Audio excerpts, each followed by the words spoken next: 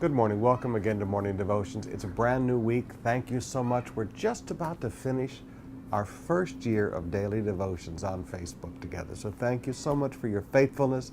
There are so many of you that are tuning in. It is absolutely amazing. By the time it gets bicycled out and transferred on to everybody, and you include your friends and things in it, we're having close to 300,000 people that are looking at this every week. So thank you so much for your faithfulness. Who would have ever thought such a simple idea could touch so many lives? Thank you for being a part of this. I want to talk to you today about a negative subject again. We started talking about this last week in chapter 28, verse 25, and we talked about what kind of a person starts division in a church. What kind of a person stirs up dissension in a barangay, in a company, in an office, in a family, in a local church, in a connect group? Who are the people who stir up dissension?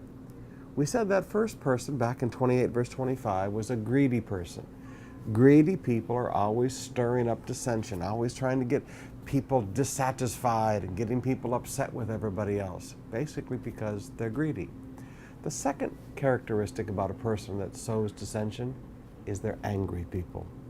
I'd like you to notice in our text today, in chapter 29, verse 22, an angry man stirs up dissension, and a hot-tempered man commits many sins. An angry man. Have you ever noticed that when you get down to the core of dissension, whether it's dissension in a connect group, a local church, a barangay, an office, a nation, have you ever noticed that these two characteristics are right there at the bottom of it? Somebody is greedy. They don't want to turn loose of their money, or they want more for themselves. And right down at the bottom of it, there's some real deep-seated anger issues in that person. They just can't handle it that everything is at peace. They just can't handle it that there's no conflict around. So they've just decided that they're going to stir up dissension. Now, if you're a person who likes to stir up dissension, please, I'm probably making you very angry right now, because I've just put my finger on two of the great character flaws of your life. You're greedy and your anger. But rather than get mad at me, and rather than continue in this course, why don't you just let God change you?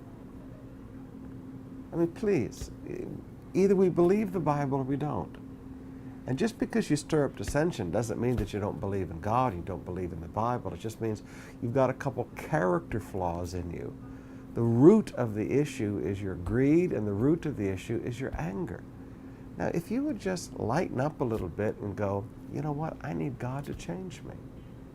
He will take the anger out of your insides, and He'll take that greediness out of your inside.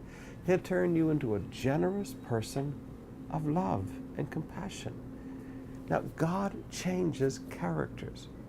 So let me just look at you today, and if you're tired of continuing like this, and you're always ground zero when it comes to every problem in the office and every problem in your local church and every problem in your barangay. You're the person who's always stirring up dissension, and you're always pointing your finger at everybody else saying that they're the ones that are wrong, when in your heart you got three fingers pointing back at yourself.